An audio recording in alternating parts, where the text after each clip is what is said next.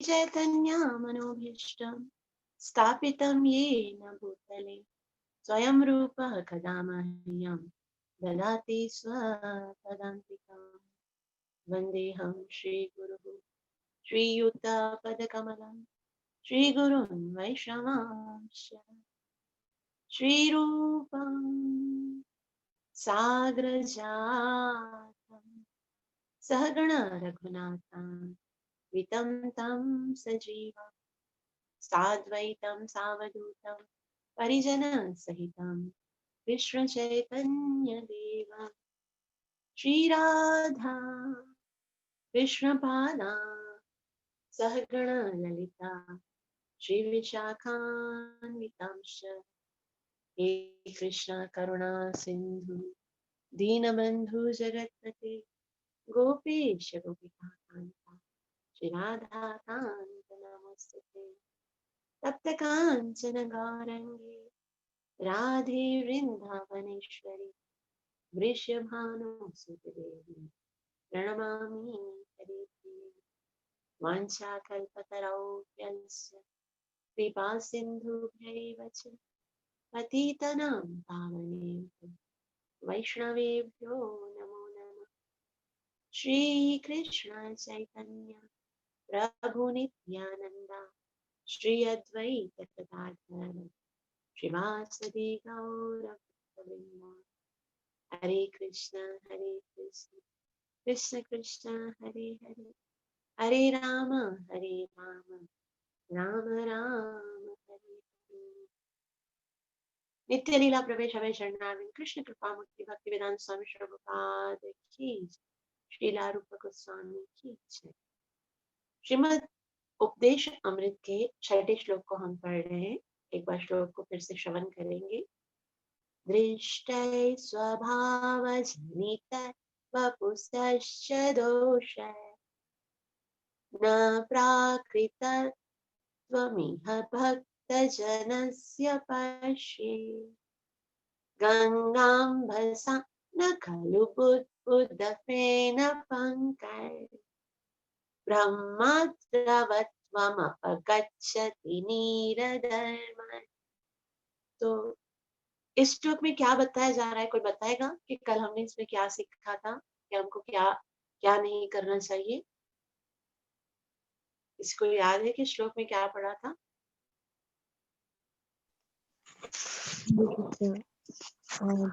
कल के श्लोक में ये था कि अगर कोई होता है, भक्त होता है, उसका स्वभाव या उसके शरीर में अगर कुछ भी रोग हो या कुछ टेढ़ापन वगैरह हो तो हमें कभी भी उसके ऊपर हंसना नहीं चाहिए।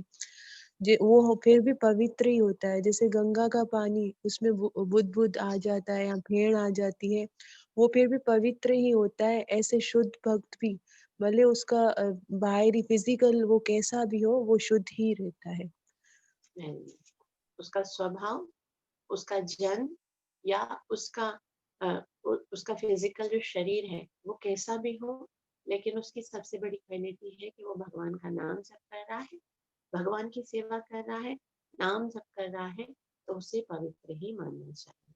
तो आज हम श्रील प्रभुपाद जी के द्वारा जो शुद्ध भक्तों के इस किस तरह से व्यवहार करना चाहिए वो बताया गया है, उसको हम पढ़ेंगे। तात्पर्य श्रीला प्रभुपाद की।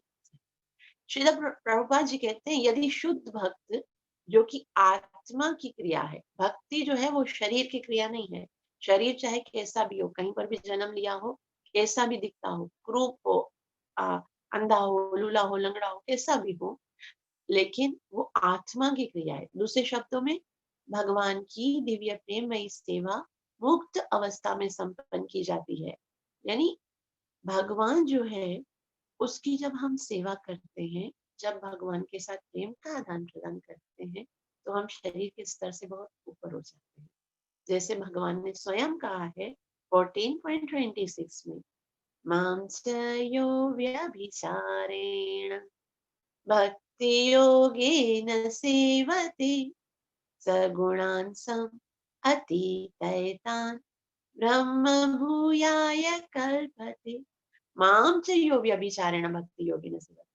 जो अव्यभिचारिणी भक्ति करता है, वो सगुणान समतीतेतन, वो सब गुणों से आगे चला जाता है और ब्रह्म भूयाय कल्पते, आध्यात्मिक स्तर तक पहुंच जाता है। जो पूर्ण भक्ति में संलग्न रहता है, जिसका किसी भी परिस्थिति में पतन नहीं होता, वह तुरंत भौतिक प्रकृति के गुणों को पार कर देता है और ब्रह्म पद को प्राप्त हो जाता है। तो श्रील प्रभुपाद जी अब अव्यभिचारिणी भक्ति की परिभाषा बता रहे हैं। वे कहते हैं अव्यभिचारिणी भक्ति का अर्थ है अनन्य भक्ति। भक्तिमय सेवा में रत मनुष्य को भौतिक इच्छाओं से मुक्त होना चाहिए। भक्त की पहली क्वालिटी बता रहे, भक्त को भौतिक इच्छाओं से मुक्त होना चाहिए। मतलब अगर आप ये सोचते हो कि मुझे संसार भी प्राप्त हो, मुझे भगवान भी प्राप्त हो, तो ऐसा संभव नहीं है। आपको दोनों में से एक चॉइस करना पड़ेगा, या तो नारायण को या नारायणी सेना। और एक बात समझने की तो बस यही है, हमारे लिए पॉजिटिव पॉइंट यही है, नारायण मिल गए तो सारी नारायणी सेना कहाँ जाएगी। तो कृष्ण अगर साथ है तो संसार भी साथ देगा, लेकिन यदि कृष्ण साथ नहीं है तो संसार साथ साथ होकर भी हमारा नहीं है। तो श्रील प्रभुपाद जी कहते हैं कि भक्तिमय सेवा में व्रत मनुष्य भौतिक इच्छाओं से मुक्त होना चाहिए। इस कृष्ण भावना अमृत आंदोलन में मनुष्य की चेतना में बदलाव आवश्यक है। यदि चेतना का को भौतिक भोग की और लक्षित किया जाता है तो वह भौतिक चेतना है, और यदि उसे कृष्ण की सेवा में लक्षित किया जाता है तो वह कृष्ण भावना में है। कॉन्शियसनेस को चेंज करना हो, जब प्रभुपाद जी कहते हैं Krishna consciousness means change of the consciousness. अगर कॉन्शियसनेस अगर चेतना संसार में लगी है, यदि वो भगवान में लग जाए तो फिर वो आध्यात्मिक है।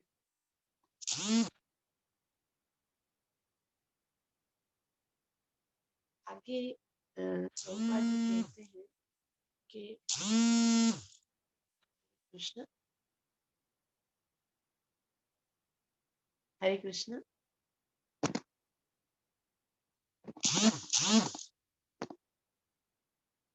हरे कृष्ण हरे कृष्णा माता जी। वॉइस आ रही है? जी स्क्रीन माता नहीं जी आ सही रही, आ रही, स्क्रीन शो नहीं हो स्क्रीन नहीं आ रही। रही। जी जी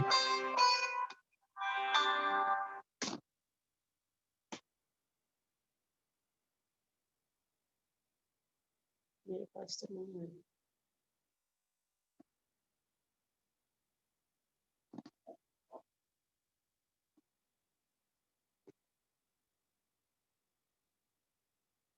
हरे कृष्ण। अब सही है।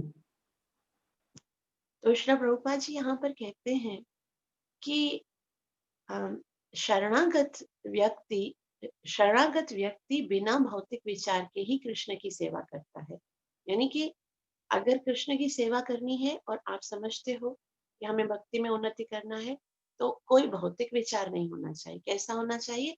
अन्य अभिलाषिता शून्यम ज्ञान कर्मादि न, ना तो ज्ञान प्राप्त करना, ना ही कर्म कांड, और ना ही और कोई भौतिक सिद्धि के लिए भगवान की सेवा करनी चाहिए, सिर्फ भगवान को प्रसन्न करने के लिए।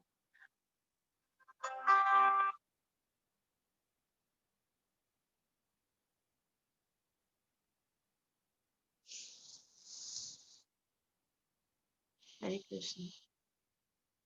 सॉरी। तो यहाँ श्री प्रभुपाद जी कहते हैं आगे कि अनन्य भक्ति जो शरीर तथा मन के कार्यों से तथा ज्ञान एवं कर्म से परे है, शुद्ध भक्ति योग कहलाती है। भक्ति योग आत्मा की सक्रिया है, और जब मनुष्य वास्तव में अनन्य शुद्ध भक्तिमय सेवा में संलग्न हो जाता है तो वो पहले से ही मुक्त हो जाता है। श्री प्रभुपाद जी कहते हैं कि अगर हम भक्ति में शुरू से लगेंगे, शुद्ध भक्ति योग के, भक्ति योग आत्मा की सही क्रिया है, यानी कि ये कोई भौतिक कार्य नहीं है, ये आध्यात्मिक है। और अगर हम भक्ति योग में लगते हैं शुरू से ही, भक्ति योग आत्मा की सही क्रिया है, मनुष्य वास्तव में अनन्य शुद्ध भक्ति में सेवा में लग्न होता है तो वो पहले से ही मुक्त होता है। मतलब उसको मुक्त होने की आवश्यकता नहीं है कि उसके लिए कुछ और करना पड़ेगा। उसके लिए वो पहले से ही मुक्त है भक्ति भक्ति में अगर वो लग जाता है तो। कृष्ण भक्ति जो है वो जीव को जीते जी मुक्त कर देती है। इसलिए आगे श्री प्रभुपाद जी कहते हैं कि सगुणान समतीतयता, यानी कि वो समस्त गुणों से मुक्त हो जाता है, सारे गुणों से अतीत हो जाता है जो भक्त होता है। क्षमा कीजिए। और आगे श्री प्रभुपाद जी कहते हैं कृष्ण का भक्त कभी भी भौतिक दशा में बंधता नहीं है, भले ही शरीर से वह भौतिक रूप में बंध लगे। अतः मनुष्य को चाहिए कि वह शुद्ध भक्ति को भौतिकतावादी दृष्टिकोण से ना देखे। तो इसका मतलब ये है कि देखो, जैसे इस श्लोक में बताया जाता है, शुद्ध भक्त में अगर कभी अवगुण दिखते भी है, कौन से अवगुण है? अगर वो फिजिकल है तो क्योंकि शुद्ध भक्त जो है वो फिजिक पे होता ही नहीं, वो आध्यात्मिक स्तर पे होता है। जब भी वो कृष्ण कॉन्शियस को स्वीकार करता है तो वो तीनों गुणों से ऊपर उठ जाता है। तो फिर वो जो है वो आध्यात्मिक स्तर पे होता है। अतः मनुष्य को चाहिए कि वो शुद्ध भक्त को भौतिकतावादी दृष्टिकोण से ना देखे, कि वो देखता ऐसा है, कि वो चलता ऐसा है, वो बात ऐसे करता है। कभी कभी ना हम लोग भक्तों के अंदर बहुत अवगुण देखते हैं कि ये ऐसे करता है, वो ऐसे करता है, वो कहता कैसे है, वो बोलता कैसे है। तो ऐसे नहीं देखना चाहिए हमको। भक्तों की सबसे बड़ी क्वालिटी देखनी चाहिए कि वो कृष्ण का शुद्ध भक्त है। और किसी भक्ति का क्या मतलब कि वो किसी उद्देश्य से भगवान की भक्ति नहीं करता है, भक्ति बल्कि कैसे करता है, बल्कि अन्य अभिलाषता शून्य होकर करता है। जब तक कोई वास्तव में भक्त नहीं होता है तब तक वो दूसरे भक्त को ठीक से पहचान नहीं पाता। अगर गुण नहीं दिखते ना दूसरों के, अगर दूसरों में अपराध दिखते हैं ना, तो इसका कारण ये कि हम अच्छे भक्त हैं ही नहीं। अगर हम अच्छे भक्त बनेंगे तो फिर दूसरों को हम भक्त की दृष्टि से देखेंगे।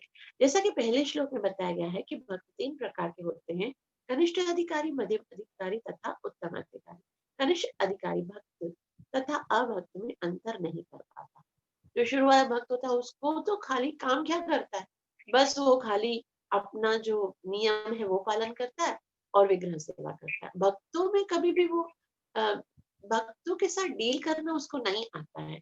इसलिए श्रील प्रभुपाद जी कहते हैं उसे तो केवल मंदिर में केवल अर्चा विग्रह के पूजन का से प्रयोजन होता है, किंतु मध्यम अधिकारी भक्त तथा अभक्त में और भक्त तथा भगवान में अंतर कर सकता है। इस तरह वह पूर्ण पुरुषोत्तम भगवान भक्त तथा अभक्त के साथ भिन्न भिन्न आचरण कर सकता है।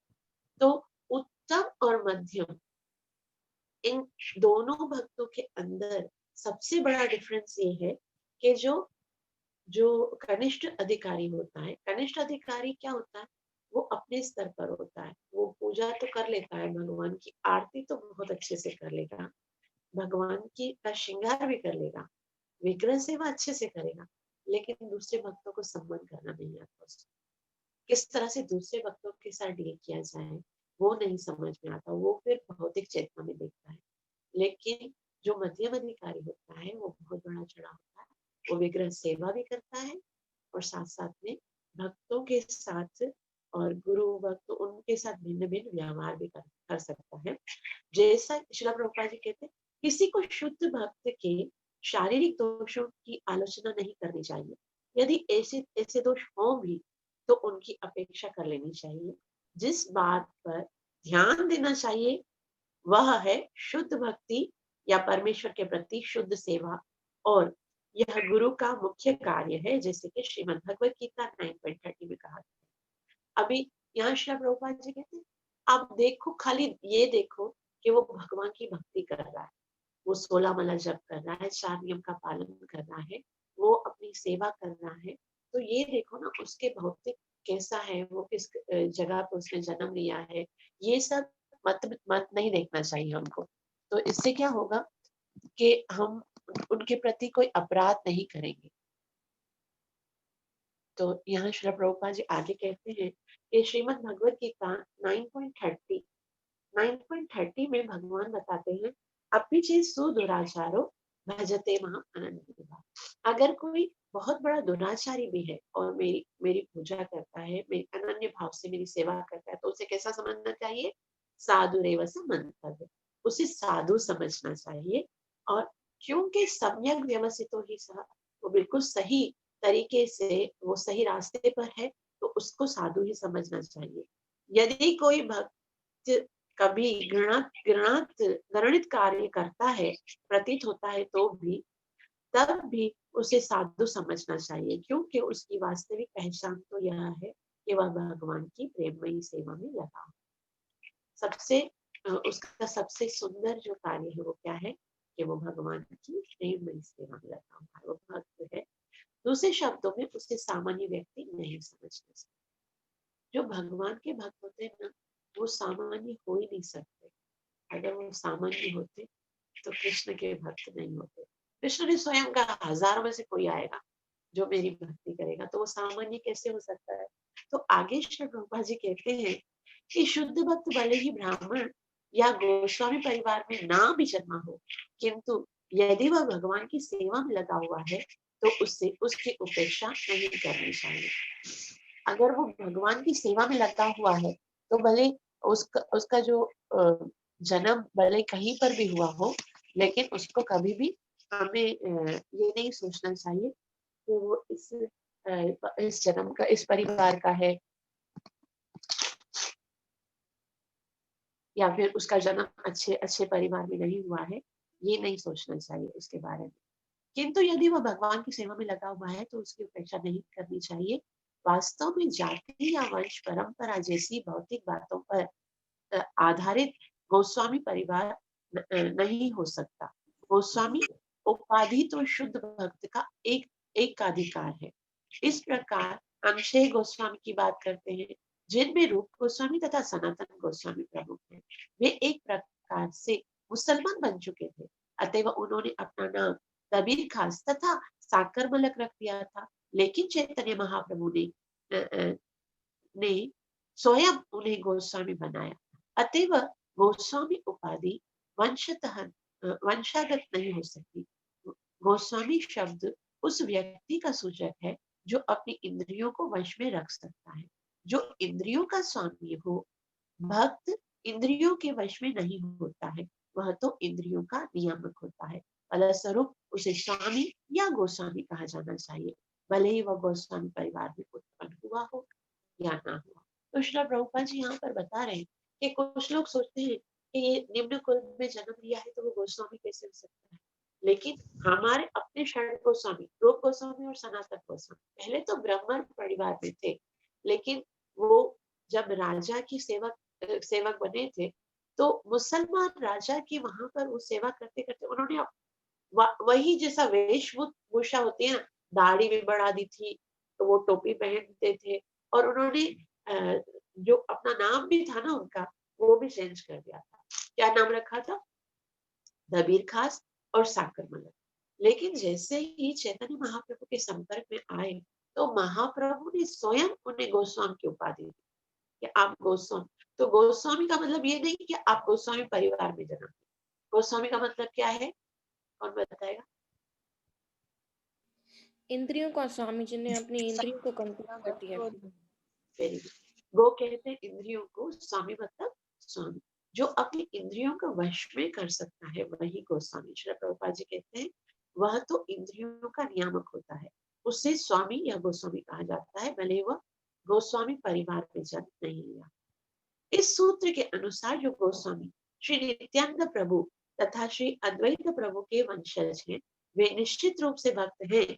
लेकिन जो भक्त अन्य परिवार से संबंधित हैं, उनमें भेदभाव नहीं बरतना चाहिए। निस्संदेह भक्त चाहे पूर्व आचार्यों के परिवार में हो या किसी सामान्य परिवार के हो, उन्हें एक समान मानना चाहिए। किसी को यह सोचकर कि ओ ये अमेरिकी गोस्वामी है, उसके साथ भेदभाव नहीं करना चाहिए। ना ही यह सोचना चाहिए कि यह नित्यानंद वंशज गोस्वामी है। कृष्ण भावना आंदोलन के अमेरिकी वैष्णव को गोस्वामी उपाधि दिए जाने पर भीतर ही भीतर विरोध की धारा चल रही है। कभी कभी लोग अमेरिकी भक्तों से सीधा कह बैठते हैं कि उनका संन्यास या उनकी गोस्वामी उपाधि प्रामाणिक नहीं है। किंतु श्री रूप गोस्वामी के इस श्लोक के अनुसार अमेरिकी गोस्वामी तथा आचार्य कुल के गोस्वामी भिन्न अमेरिकी गोस्वामी तथा आचार्य कुल के गोस्वामी अभिन्न है। तो श्रील प्रभुपाद जी बोलते हैं अभी क्या है कि हम जैसे वृंदावन में जाते हैं तो क्या होता है, वृंदावन में बहुत दफा जो वहां के गोस्वामी होते हैं ना, जैसे नित्यानंद प्रभु के हैं वंशज हैं या अद्वैत आचार्य के जो वंशज हैं, वो जब अमेरिका के कोई गोस्वामी जन जो आते हैं तो उनके लिए हम तो देखो जन्म से गोस्वामी है ना। जैसे ब्राह्मण लोग भी तो ऐसे कहते हैं कि भाई ये तो खाली जनेऊ पहन लिया, नाम दीक्षा ले ली, ब्राह्मण दीक्षा, तो ये ब्राह्मण कैसे हो सकते हैं। हम तो कितनी कुलों से हम लोग है ना ब्राह्मण है, तो इनका थोड़ी कोई हमारे साथ कंपेयर हो सकता है। हम तो जन्म से ब्राह्मण है, लेकिन यहाँ साफ साफ बताया गया है कि उनका जन्म चाहे कहीं पर भी हो, जन्म जायते शूद्र, जन्म से सब शूद्र होते हैं। संस्कारात द्विज उच्यते, जब संस्कार होते हैं तो द्विज उनको कहा जाता है। और उसके बाद ब्रह्म जानाति इति ब्रह्मण, जो ब्रह्म को जान जाता है, जो भगवान की भक्ति करता है, जो भगवान के सारे तत्व को समझ जाता है, वो ब्राह्मण होता है। और गोस्वामी जो भगवान की प्राप्ति के लिए अपनी समस्त इंद्रियों को वश में कर देता है। तो वो चाहे किसी भी कुल में जन्म लिया है, लेकिन यदि वो ये कार्य करता है तो वो गोस्वामी है। उसके कुल से इसका कोई संबंध नहीं है। जैसे कि आजकल श्रील प्रभुपाद जी बोलते हैं ये भेदभाव बहुत होता है।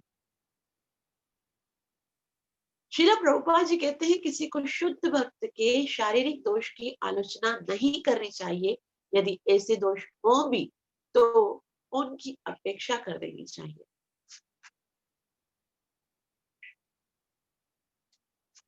आगे श्रील प्रभुपाद जी यहाँ पर कहते हैं कि उससे यह सदैव स्मरण रखना चाहिए कि जो ही वह भौतिक दृष्टि से गर्वित हो उठता है उसका पतन हो जाता है। यह कृष्ण भावनामृत आंदोलन एक दिव्य विज्ञान है और इसमें ईर्ष्या या द्वेष के लिए कोई स्थान नहीं है। ये बहुत ही महत्वपूर्ण बात है कि हम कृष्ण भक्त हैं तो हमको कैसे सोचना चाहिए कि हर किसी के अंदर कृष्ण है। भक्तों के अंदर भेदभाव की तो दूर की बात है, भक्तों को तो जो भक्त नहीं है ना उनका भी सम्मान करना चाहिए, क्योंकि आखिर उनके अंदर भी भगवान है। वो भले अपने कर्मों के अनुसार भक्ति में आगे, जैसे हमने शुरू वाले पेज में पढ़ा था कि हमको भक्तों के साथ व्यवहार करना आना चाहिए। जो भक्ति में नहीं है उनके ऊपर तो और भी दया आनी चाहिए कि ये तो भक्त अभी तक भगवान ने इनको स्वीकार नहीं किया। तो जो नाम जप करते हैं उनके प्रति तो हमारा आदर होना चाहिए। तो यहाँ श्री प्रभुपाद जी हमें यहाँ सिखा रहे हैं कि कृष्ण भक्ति में, कृष्ण भावना में ईर्ष्या या द्वेष के लिए कोई स्थान ही नहीं। जब तक हम प्रेम करना नहीं सीखेंगे, जब तक हम उनसे द्वेष खत्म नहीं करेंगे, तब तक हमें कृष्ण थोड़ी अपनाएंगे। कृष्ण देखेंगे मेरे ही भक्तों के साथ द्वेष कर रहा है तो फिर तो वो हमारी ओर देखेंगे भी नहीं। इसलिए कभी भी किसी के साथ द्वेष नहीं करना चाहिए। यह आंदोलन उन परम हंसों के लिए है जो समस्त द्वेषों से रहित परम निर्मत्सराणाम स्वतः, निर्मत्सराणाम यानी जो द्वेष नहीं करते हैं, जो दूसरों के साथ ईर्ष्या नहीं करते हैं, ऐसे लोगों के लिए है ये। और वहां पर द्वेष के लिए कोई भी जगह नहीं है। जैसे श्रीमद् भागवतम में बताया गया है, धर्म प्रोजित की कविता प्रारंभो निर्मत्सराणाम सता, कि ये जो भक्ति का मार्ग जो है उसमें मत्सर नहीं चलता। मच्छरों के लिए जगह नहीं है जो दूसरों का खून पीते हैं। ये तो उनके लिए है जो भगवत प्राप्ति करना चाहते हैं। और जब हृदय में दोष होगा, जब हृदय में पाप अपराध दूसरों के लिए ईर्ष्या होगी, तब भगवान के कृपा के पात्र नहीं बन पाएंगे तब तक। तो श्रील प्रभुपाद जी कहते हैं मनुष्य को यह ईर्ष्या नहीं करनी चाहिए कि वह गोस्वामी परिवार में उत्पन्न हुआ है तो उसे गोस्वामी की उपाधि प्रदान की गई है। जो ही कोई ईर्ष्या करता है वह परमहंस के पद से नीचे गिर जाता है। श्रील प्रभुपाद जी बोलते हैं ईर्ष्या से जीव जो है वो अपनी स्तर से नीचे गिर जाए। इसलिए हमको ये सोचना चाहिए कि हम हर उस काम से बचे रहें जो कार्य के हमको अपने स्तर से नीचे गिराता है। ईर्ष्या, द्वेष, क्रोध, काम, ये सब हमें भक्ति में नीचे गिराने वाले वस्तु हैं। इसलिए हमें क्या करना चाहिए? प्रेम करना चाहिए और दूसरों के साथ दूसरों को सम्मान देना चाहिए। अपने लिए मन की कोई इच्छा, भक्ति में उन्नति करनी है तो ये सारी चीजें हमें सदैव याद रखनी चाहिए। यदि हम वैष्णव के शारीरिक दोषों पर ध्यान देते हैं तो यह समझ लीजिए कि हम वैष्णव के चरण कमलों पर अपराध कर रहे हैं। वैष्णव के चरण कमलों पर किया गया अपराध अत्यंत गंभीर होता है। निस्संदेह श्री चैतन्य महाप्रभु ने इस अपराध को हाथी माता अर्थात उन्मत्त हाथी का अपराध कहा है। एक उन्मत्त हाथी विनाश कर सकता है, विशेष रूप से जब वह सुंदर कटे छटे उद्यान में प्रवेश करता है। अतएव मनुष्य को अत्यंत सावधान रहना चाहिए कि उसे किसी भी वैष्णव के प्रति अपराध नहीं करना चाहिए। प्रत्येक भक्त को श्रेष्ठ वैष्णवों से उपदेश ग्रहण करने के लिए तैयार रहना चाहिए और श्रेष्ठ वैष्णवों को कनिष्ठ वैष्णवों की सभी तरह से सहायता करने के लिए तैयार रहना चाहिए। कृष्ण भावनामृत में अपने आध्यात्मिक विकास के अनुसार ही कोई किसी से श्रेष्ठ या निकृष्ट हो सकता है। तो श्री प्रभुपाद जी बोल रहे हैं कि देखिए कि अगर हम दूसरे वैष्णवों का अपमान करते हैं या उनका सम्मान नहीं करते हैं तो उसको चैतन्य महाप्रभु ने क्या कहा है? हाथी माता, अर्थात जैसे हाथी एक सुंदर बाग को विध्वंस कर देता है, उसी तरह से जो भक्त जो दूसरों की निंदा करता है या जो दूसरे वैष्णवों से द्वेष करता है, उसकी सारी भक्ति भी नष्ट हो जाती है। इसलिए कुछ भी हो, बहुत सावधान रहना चाहिए। किसी भी वैष्णव के प्रति कोई भी अपराध नहीं करना है। मुख से बोलना तो क्या, हृदय में भी किसी वैष्णव के बारे में नहीं सोचना चाहिए कि वो अपराधी है, वो जैसा भी, लेकिन उसके फिजिक को नहीं देखना है। वो शारीरिक रूप से अगर कोई अपराध कर रहा है, कोई कामी है, कोई क्रोधी है, कुछ भी कर रहा है, हमें उसके अपराध को नहीं देखना चाहिए, हमें उसका सम्मान करना चाहिए। ये अलग बात है कि हम उसको फॉलो करें या ना करें, वो तो देखो किसके साथ किस तरह से व्यवहार करना है। वो तो हमने लास्ट वाले श्लोक में पढ़ा ना कि जो नाम लेता है उसको दिल से आदर करो, लेकिन जरूरी नहीं कि आप उसका संग भी करो, आप उसके साथ बैठो या उसके जो भी वो आदेश देता है उसको पालन करो, भले ही वो आपका सीनियर है। लेकिन यदि उसका मतलब यहाँ पर श्रील प्रभुपाद जी ने बहुत ही सुंदर बात बताई है कि शुद्ध भक्त को भौतिक दृष्टि से देखा जाना अत्यंत हानिप्रद है। किससे देखना चाहिए उसको? उसकी साधना से देखना चाहिए कि उसकी साधना कितनी दृढ़, उसकी सेवा कितनी दृढ़ है, वो कितना निष्कपटता से कर रहा है। तो अतएव शुद्ध भक्त का बाहरी रूप नहीं देखना चाहिए, अपितु उसके आंतरिक गुण देखने चाहिए और यह समझने का प्रयत्न करना चाहिए कि वह भगवान की प्रेमा भक्ति में किस तरह से लगा हुआ है। इस प्रकार शुद्ध भक्त को भौतिक दृष्टि से देखने से बचा जा सकता है और इस तरह कोई मनुष्य स्वयं भी धीरे धीरे शुद्ध भक्त बन सकता है। तो आंतरिक दृष्टि कि वो कैसी सेवा कर रहा है, वो किस तरह से नाम जप कर रहा है, वो कितना सिंसियर है अपनी सेवाओं के प्रति, तो उस दृष्टि से उसको देखना चाहिए। ऐसे जितना जितना वो आध्यात्मिकता में उन्नत है, उस दृष्टि से उसका सम्मान होना चाहिए, ना कि उसके बाहरी शरीर के द्वारा। श्री प्रभुपाद जी कहते हैं जो लोग कृष्ण भावना अमृत को किसी विशेष वर्ग के लोगों, किसी विशेष वर्ग के भक्तों या किसी विशेष के भूखंड तक ही सीमित मानते हैं, वे सामान्यतः भक्त भक्त के बाह्य लक्षणों को देखने के आदी होते हैं। ऐसे नौ सिखिए उन्नत भक्त की उत्कृष्ट सेवा को ना समझ सकने के कारण महाभागवत को अपने जैसे स्तर पर मतलब जो ये सोचते हैं कि ये जो कृष्ण भावना अमृत है वो विशेष वर्ग है या विशेष ये भक्त है, ये भक्त जो किसी विशेष भूखंड है, यहाँ तक कि हरे कृष्ण वाला मूवमेंट है, ये जो ये सोचते वो सीमित समझते हैं। वो कैसे हैं? ऐसे नौ सिखिए उन्नत भक्त की उत्कृष्ट सेवा को नहीं समझते। वो महाभागवत को अपने जैसे स्तर पर मानते हैं कि हम जैसे हैं, हमारे जैसे लगते हैं। और हम कभी कभी लोग शिष्य जो है ना वो गुरु के साथ रहते हैं तो गुरु को भी अपने जैसा कि गुरु भी क्या करता है, 16 माला जप करता है, मैं भी 16 माला जप करता हूँ।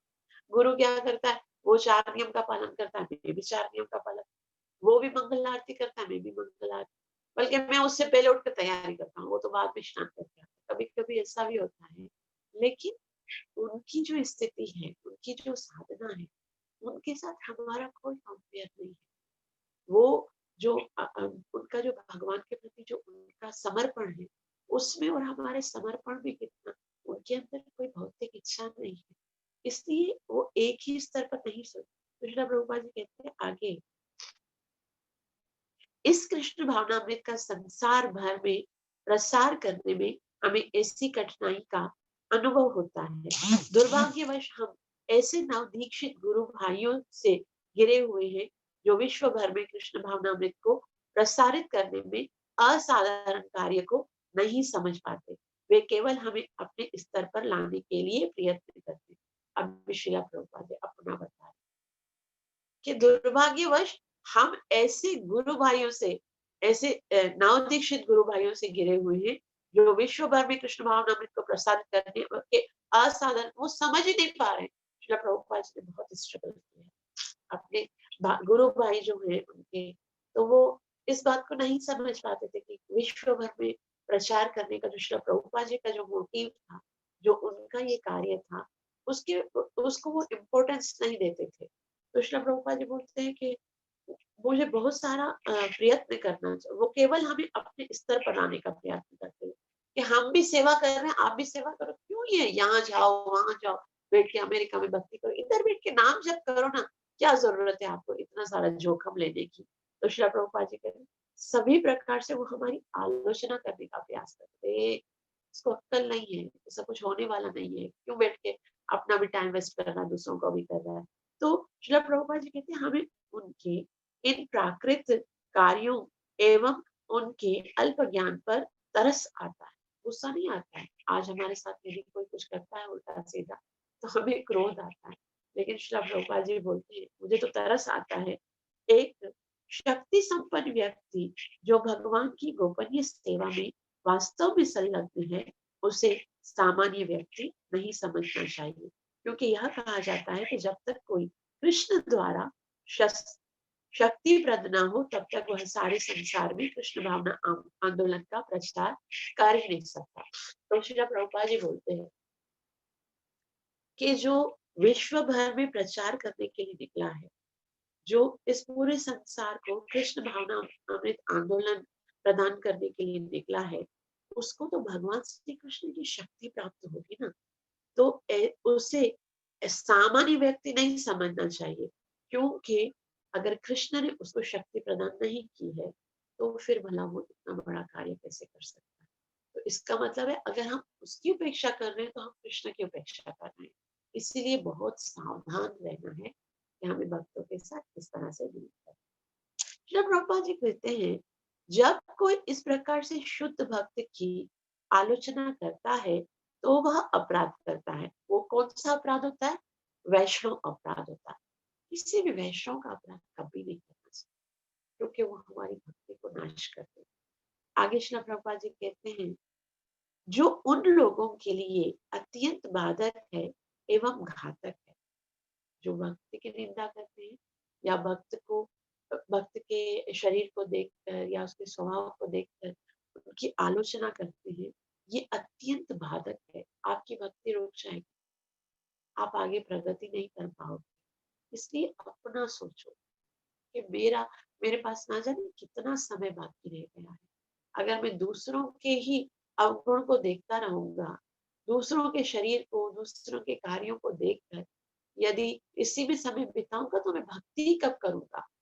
भक्त के पास तो टाइम ही नहीं होता है इन सब बातों के लिए, क्योंकि भक्त कृष्ण से इतना प्यार करता है, इतना प्यार करता है, इतना प्यार करता है कि उसके हृदय में द्वेष के लिए जगह ही नहीं होती है।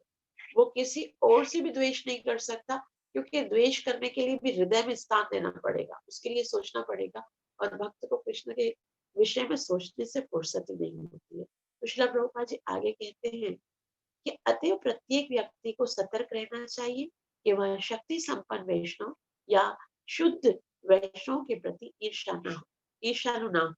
इसी तरह शक्ति संपन्न वैष्णव पर किसी प्रकार की अनुशास अनुशासनात्मक कार्यवाही का सोचना भी अपराध है। जैसे जो प्रगत वैष्णव हैं, उनको कभी भी उनके विषय में नहीं सोचना चाहिए कि हम उनको बताएंगे आप ऐसे करो, आप ऐसे करो।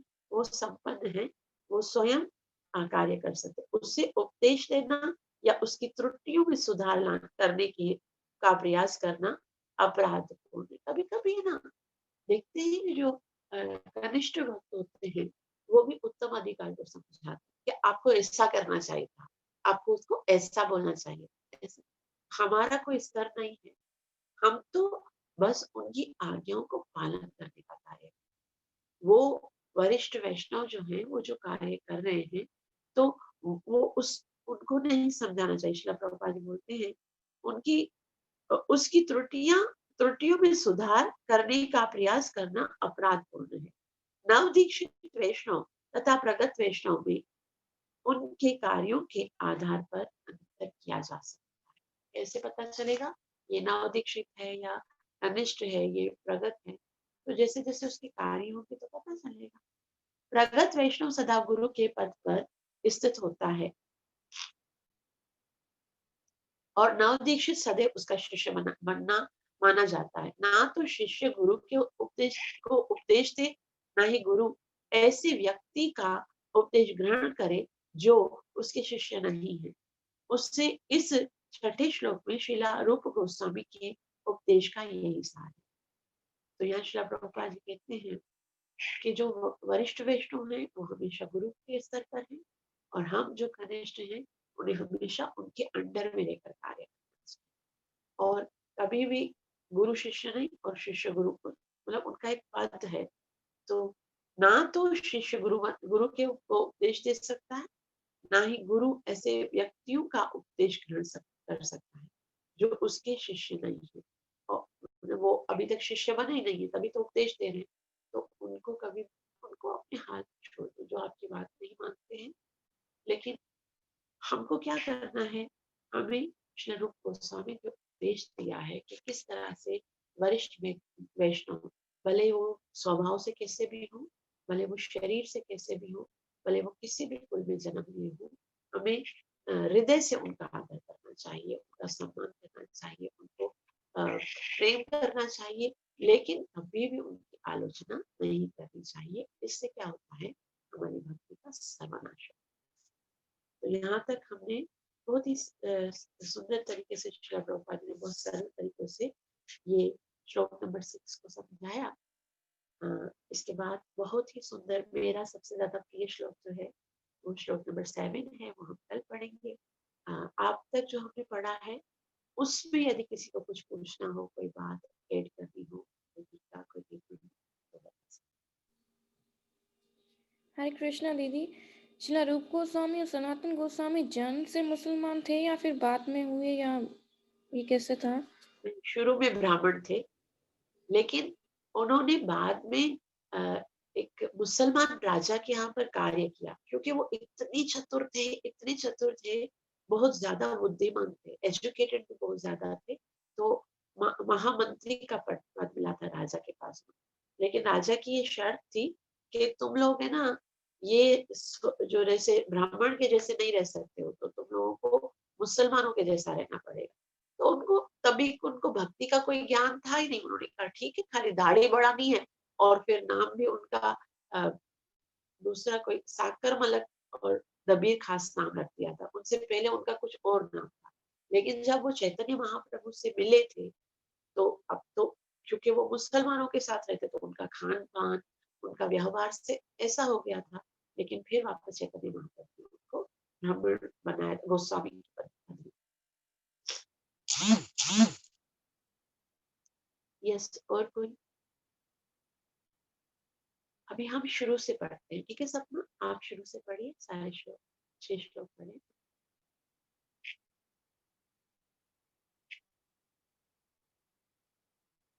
हरे कृष्ण। Are you there? आप पढ़िए प्रकाश। हरे कृष्णा। वाचो वेगं मनसः क्रोधवेगं जिह्वा वेगम् उदरुपस्थवेगम् एतान् वेगान् यो विषहेत धीरः सर्वामपि मां पृथिवीं सशिष्यात्। अत्याहारः प्रयासश्च प्रजल्पो नियमाग्रहः जनसङ्गश्च लौल्यं च षड्भिर्भक्तिर्विनश्यति। उत्साहान्निश्चयाद्धैर्यात् तत्तत् कर्म प्रवर्तनात् सङ्गत्यागात् सतो वृत्तेः षड्भिर्भक्तिर्प्रसिद्ध्यति। ददाति प्रतिगृह्णाति गुह्यम् आख्याति पृच्छति भुङ्क्ते भोजयते चैव षड्विधं प्रीतिलक्षणम्। कृष्णेति यस्य गिरितं मनसा द्रियेत दीक्षास्ति चेत् प्रणतिभिश्च भजन्तमीशम् शुश्रूषया भजनविज्ञमनन्यमन्या निन्दादिशून्यहृदमीप्सितसङ्गलब्ध्या दृष्टैः स्वभावजनितैर्वपुश्च दोषैर्न प्राकृतत्वमिह भक्तजनस्य पश्येत् गङ्गाम्भसां न खलु बुद्बुदफेन पङ्कैर्ब्रह्मद्रव त्वमपगच्छति नीरधर्मै। हरे कृष्णा। हरे कृष्ण। और कौन पढ़ेगा? जी दीदी मैं जमावंती आप? जी सपना आप पढ़िए। वाचो वेगं मनसः क्रोधवेगं जिह्वा वेगम् उदरोपस्थवेगम् एतान् वेगान् यो विषहेत धीरः सर्वामपि मां पृथिवीं सशिष्यात्। अत्याहारः प्रयासश्च प्रजल्पो नियमाग्रहः जनसङ्गश्च लौल्यं च षड्भिर्भक्तिर्विनश्यति। उत्साहान्निश्चयाद्धैर्यात् तत्तत् कर्म प्रवर्तनात् सङ्गत्यागात् सतो वृत्ते षड्भिर्भक्तिर्प्रसिद्ध्यति। ददाति प्रतिगृह्णाति गुह्यमाख्याति पृच्छति भुङ्क्ते भोजयते चैव षड्विधं प्रीतिलक्षणम्। कृष्णेति यस्य गिरितं मनसा ध्रियेत दीक्षाति चेत् प्रणतिभिश्च भजन्तमीशं शुश्रूषया भजनविज्ञमनन्यमन्या निन्दादिशून्यहृदंसितसङ्गलब्ध्या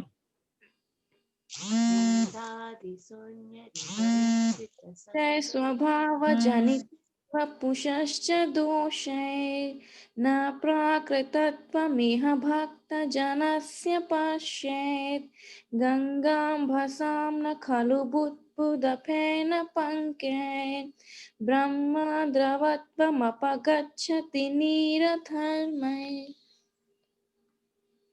वेरी नाइस। और कौन पढ़ेगा?